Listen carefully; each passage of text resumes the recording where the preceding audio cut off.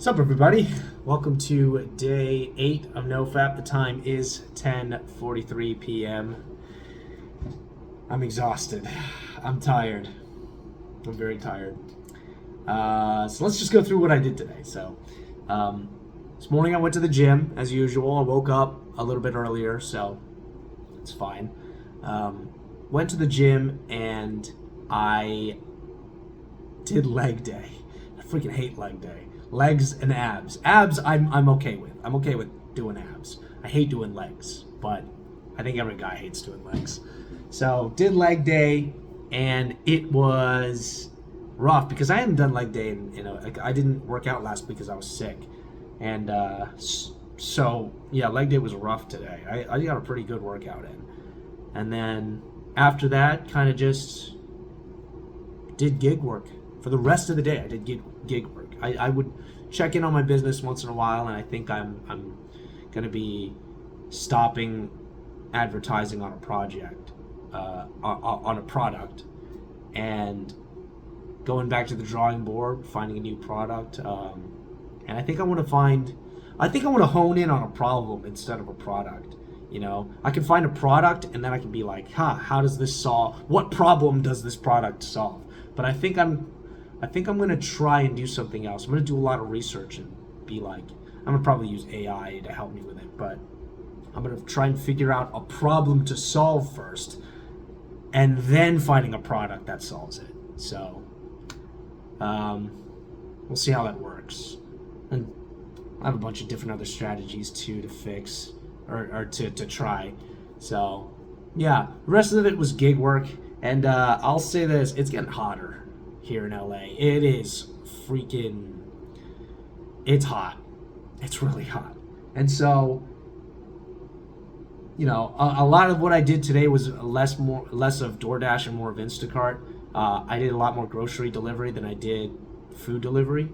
And grocery delivery is harder because DoorDash, you're in your air-conditioned car, you go to an air-conditioned restaurant, you pick up the food, you go back to your air-conditioned car, and then you drop the food off real quick, and then you get back in your air-conditioned car.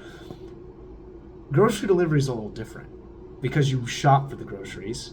So you're in an air-conditioned, you're in your air-conditioned car, you go to an air-conditioned supermarket, which is fine, but you're walking around the whole time shopping for stuff, and sometimes you're frantic because you're like, where's this item that I'm looking for? And then, after that, you get in your air conditioner, you haul all the items into the trunk of your car, and sometimes these are heavy items. Some people like buy the bottled plastic water bottles in like the whole bunch, and some people buy more than one. There's also some people that buy alcohol. Some people buy freaking pineapples and watermelon. So it's heavy, and you're hauling that. I mean, you gotta have a shopping cart, but you're hauling from the shopping cart to your car in the blistering heat. Push the cart back into your air-conditioned car, drive to the person's house, go to the person's house, and get out of your air-conditioned car, open the trunk, start lifting all the stuff, and sometimes they live in an apartment. So it's not just a house you just drop stuff off at. Sometimes it's an apartment you have to like haul stuff past a gate, up some stairs, at their front door, and sometimes it's that heavy stuff. And you're doing that in the blistering heat. So I will say this though, I got a lot of good tips today because of that. I think when it's blistering hot, people start tipping a little bit more generously because it's like these guys are suffering. You know, some people are a lot more aware that you're suffering for the groceries. So, you know, some people tip pretty nice. Some people don't, but you know. I've learned to be grateful for tips. You know, some people are like, you know, obviously, if they don't tip, I don't make the trip. But there's some people that complain about it. I'm just like, dude, it's tips. It's optional for them, right? Why are you complaining? Why are you saying it shouldn't be optional? Like, those people, I don't understand those people. Is it rude? Especially if it's service-based, is it rude? Sure. But it's not required. So, you know. But yeah, after that I came home, got a pretty decent haul today, and just checked up on my business. Again, I'm back to the drawing board. I'm back to product research mode. So, yeah, I might not be doing a lot of gig work tomorrow, just to focus on my business a little bit, but that puts me at risk because, NoFap for today was easy because I was doing gig work. I was outside of the house the whole time, I was just driving around, listening to music, going shopping, and then bringing it to the people's doors, trying to give exceptional service. And then by the time I got home, I'm freaking physically exhausted. I'm tired. It's hot from it's hot. I'm just sit down. How's my business doing? Okay, turn off these ads, start from the drawing board, do a little bit of research here and there, and then wind down a little bit.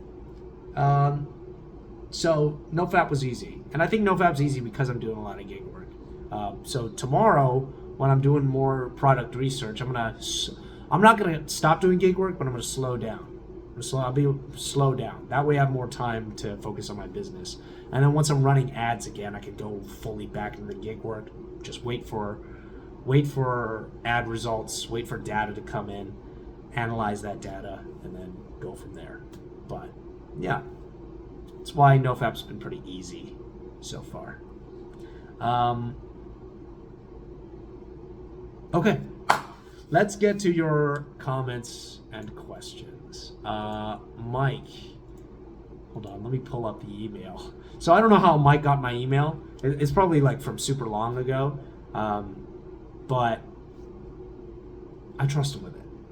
And why? Because he hasn't doxed me yet. So I trust Mike.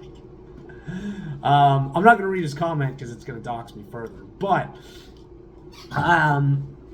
my reply to Mike is, it's not so much about the name of my family. I'm Chinese. There's billions of us on Earth.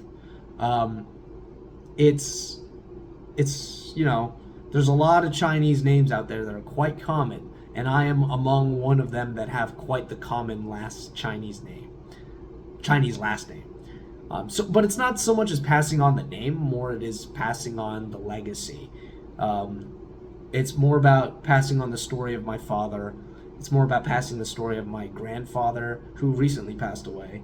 It's passing on the story of, so on my grandmother's side, her father, my great-grandfather, his story, So just to give context without giving too much, my great-grandfather on my grandmother's side was this super successful businessman.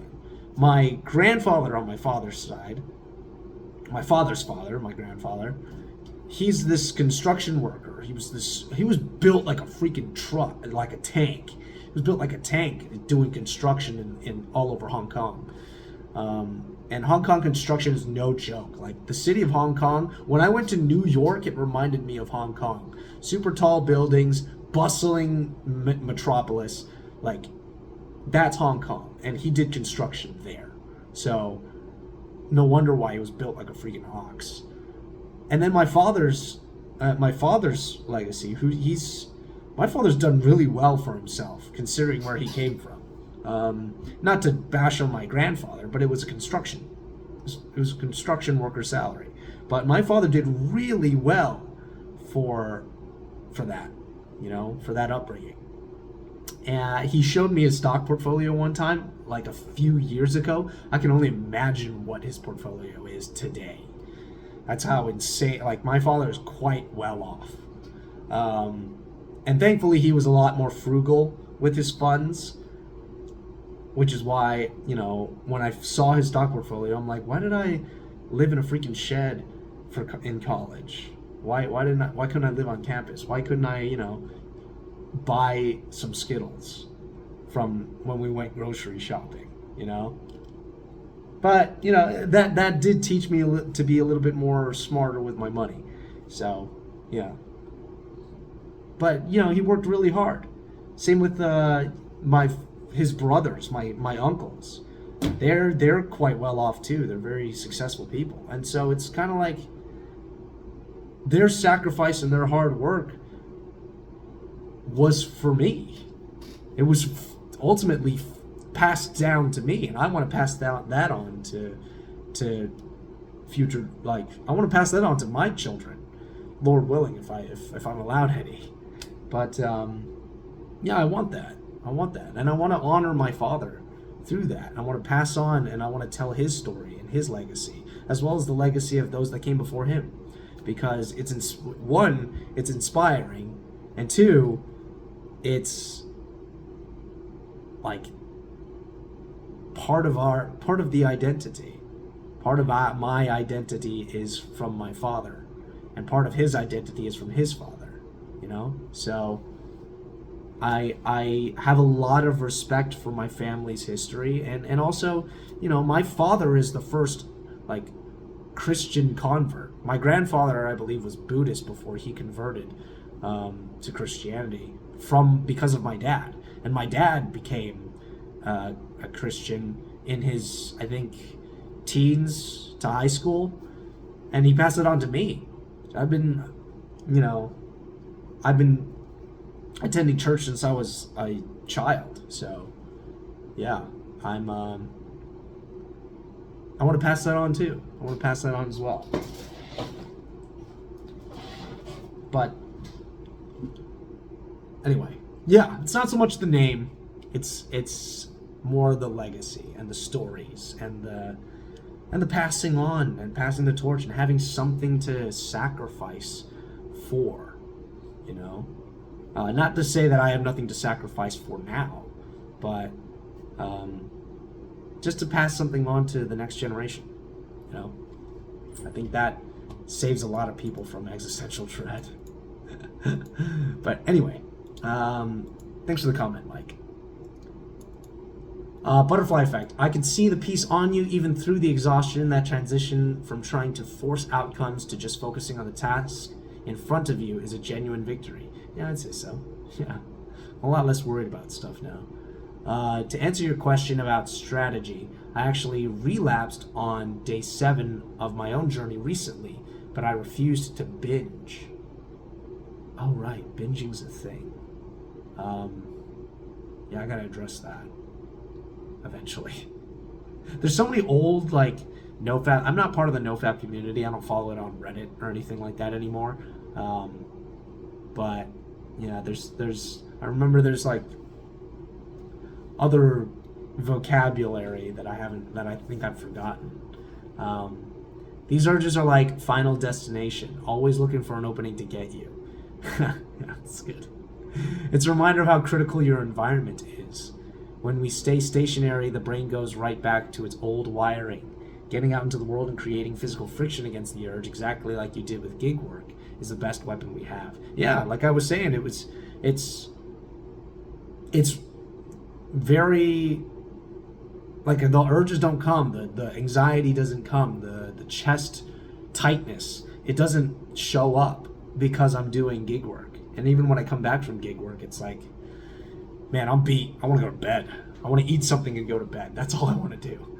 I have no energy for anything else, you know. Check up on my business here and there, but that's it. But yeah, it's definitely a good rewiring. And it, you know, it's when you're lifting heavy groceries and like delivering it to people, and you know, seeing the smile on their face, that's its own dopamine. That's its own dopamine rush. Anyway, that's why I enjoy service. I enjoy service-related jobs. That's why I feel like I make a good waiter. I feel like I could make a good, like, hotel, like, what is it? Hotel front desk person. But yeah. It's funny you wondered about how Jesus' ministry is funded. Historically, while a group of wealthy women provided financial support, Jesus and the disciples also relied on the hospitality of the towns they visited. It was a day-to-day reliance on providence, just focusing on the work set before them each day. Yeah. That reminds me of when that reminds me of this. The disciples had quite a lot of faith. They had quite a lot of faith already. right? Obviously, there were times when they questioned Christ, but like Jesus coming into Jerusalem for the first time. Well, not for the first time, but like Jesus is when Jesus finally was coming to Jerusalem, he pretty much told the disciples, "Hey, like, go to this guy. He's got a donkey. You're gonna take that donkey. You're gonna say it's for the kingdom, and you're gonna bring it here." And the disciples have been like, they're probably walking like, "Gee, I hope this works. Like, I hope this works. We're about to take someone's donkey from them." And that donkey's probably like, it was probably super expensive to have any livestock at the time. I wonder how much a donkey's worth at the time. I can only imagine how much a donkey's worth now. But we're gonna take that donkey. We're gonna say it's for the king. We're gonna tell this guy the Lord has need of it. And he's just going to be like, say no more. The Lord has need of it, go for it. Like, that, but they're probably also thinking, well, Jesus said so. And he's done crazier things than this. So let's just go do what he says. Let's go do what he says. It's probably going to work out. More than likely going to work out really well. More than likely it's going to happen just like that. And it did.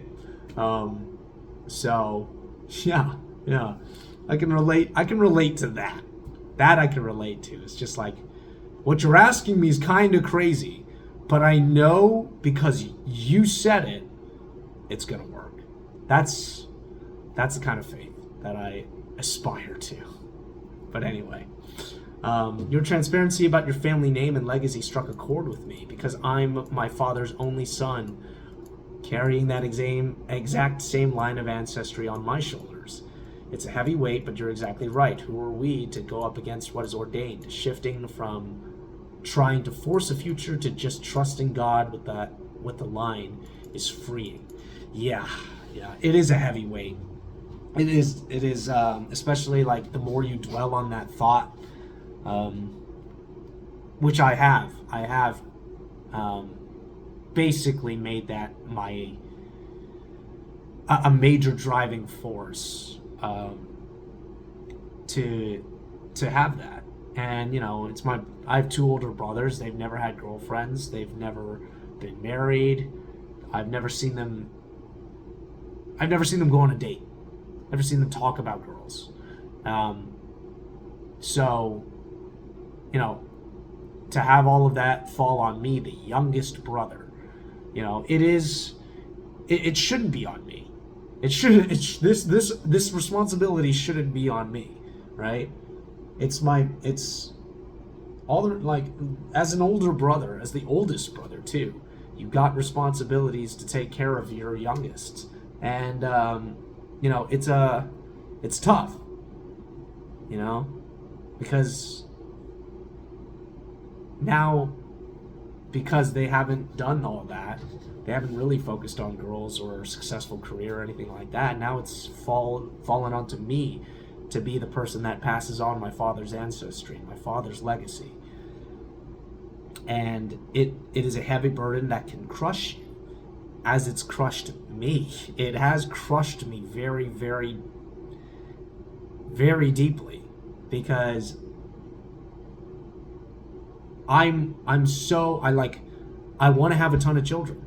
My desire, and Jesus knows this, my desire is to have 7+ children, like 7 minimum children.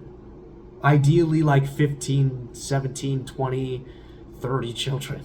I don't think 30 is possible, but a lot. I want to have a lot of kids, not just for my father's legacy, but also because I just want to have a lot of kids.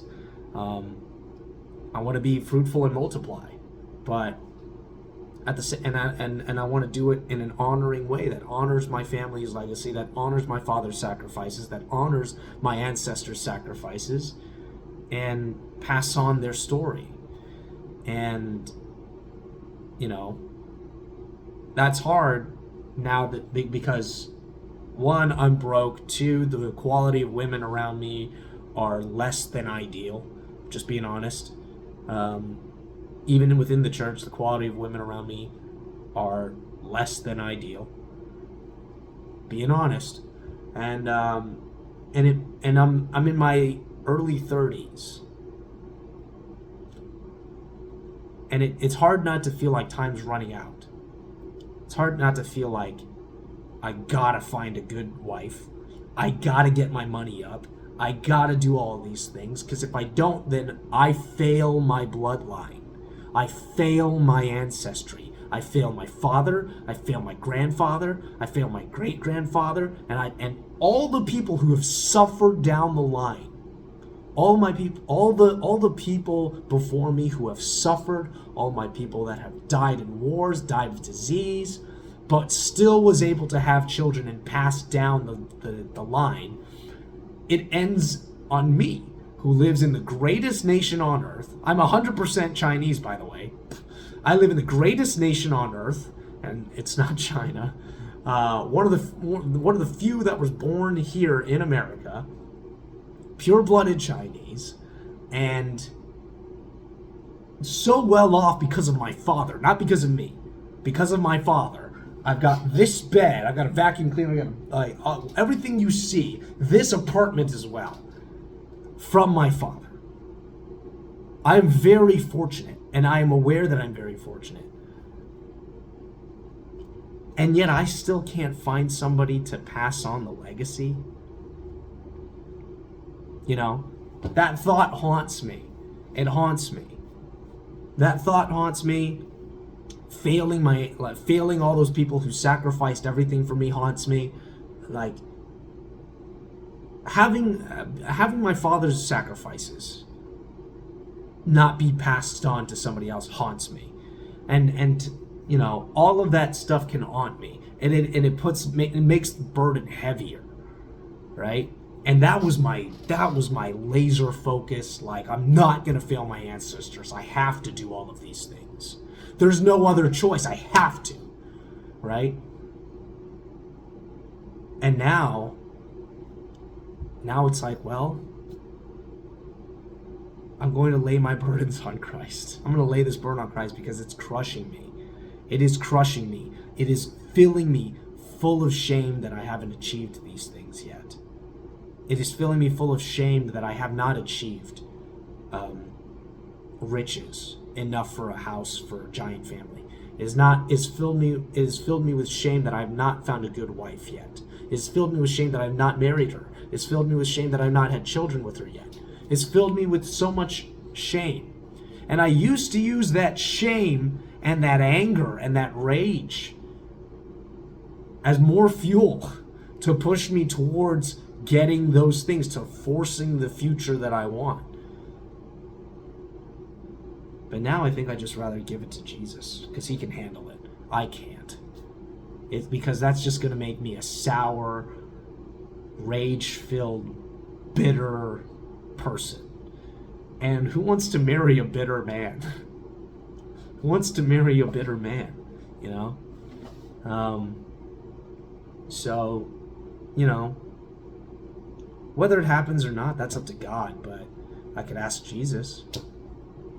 Say, hey, I have these desires, and they're coming from a good place, honoring my father and my family.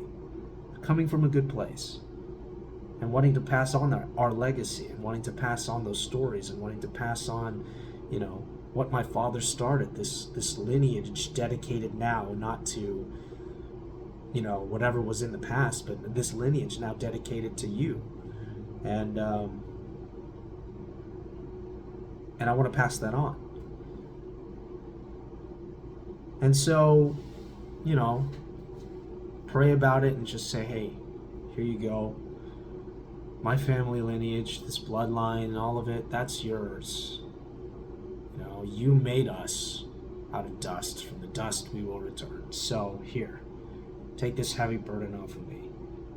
For your burden is easy. Your yoke is easy. Your burden is light. Okay, I'll take my rest in you. I'll give this off to you. I'll let you talk to the Father about it. And I know it's in good hands. no matter what the decision is, whether it is to give me a family, whether it is to give me just one child, whether it is to give me a wife and have no children, whether it is to have no wife and no children.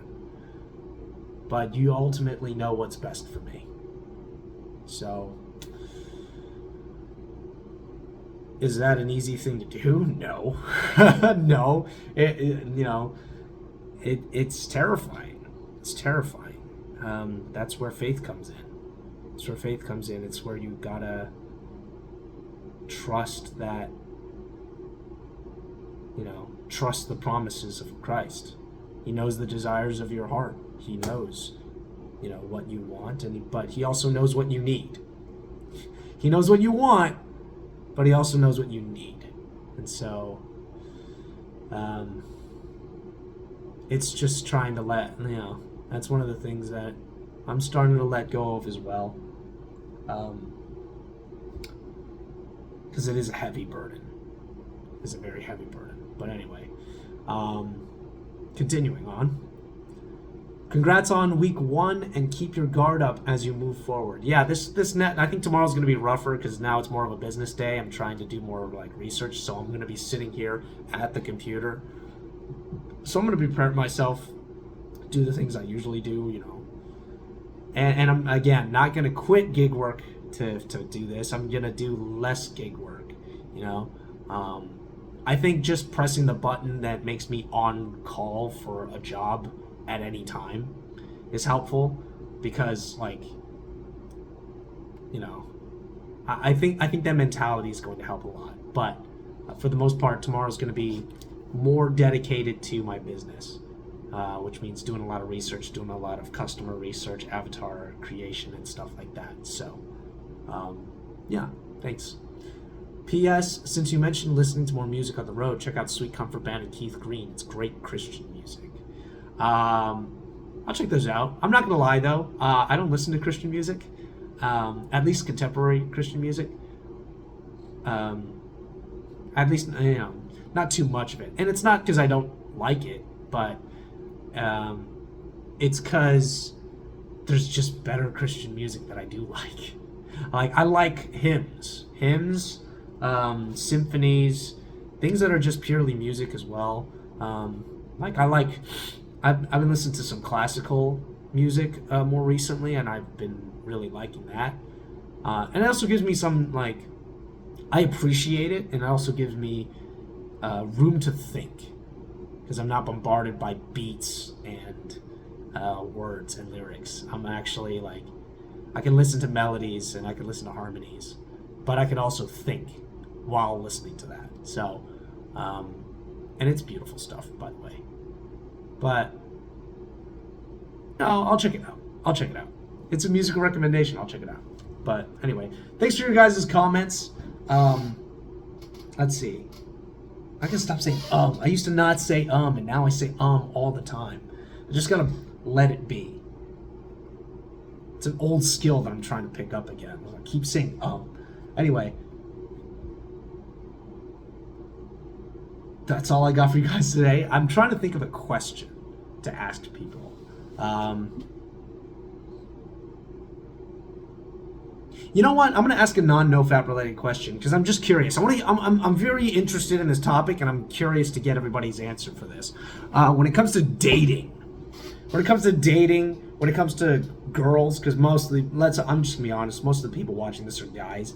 When it comes to dating, when it comes to girls, and the what are your non-negotiables? What are the things that you look for in a wife? And there's two different.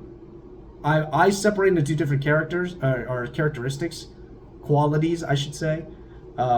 There's wife characteristics and there's attractive characteristics. Those are two different things, right? What you may be attracted to at first glance may not be wife material. So, and I do this with a lot of guys. I'm surprised how many guys don't understand the difference, but there's attraction, which means what you're drawn to. And for me, I'm going to be so honest with you. I'm drawn to a specific race. I'm drawn to girls that are shorter than me. I'm drawn to a specific, dress code. I'm It's not what you think. I like girls that are modestly dressed. I like girls that do dress cutely. You know, I like girls that dress cute or dress very modest. And I find modesty very cute. I like cute, right? I don't like hot. Hot's a red flag. But, you know, I can find something hot. I'm just not particularly attracted to it. Just me.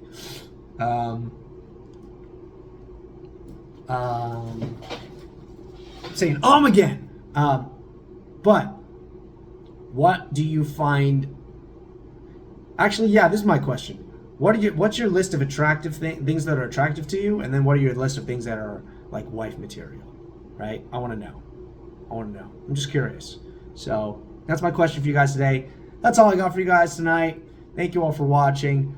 Tomorrow's gonna be a big business day, so I'm going to be sitting around the computer just doing research for most of the time. So pray for me, wish me luck, and that's all I got for you guys. Hope your NoFap journeys are going well. Peace.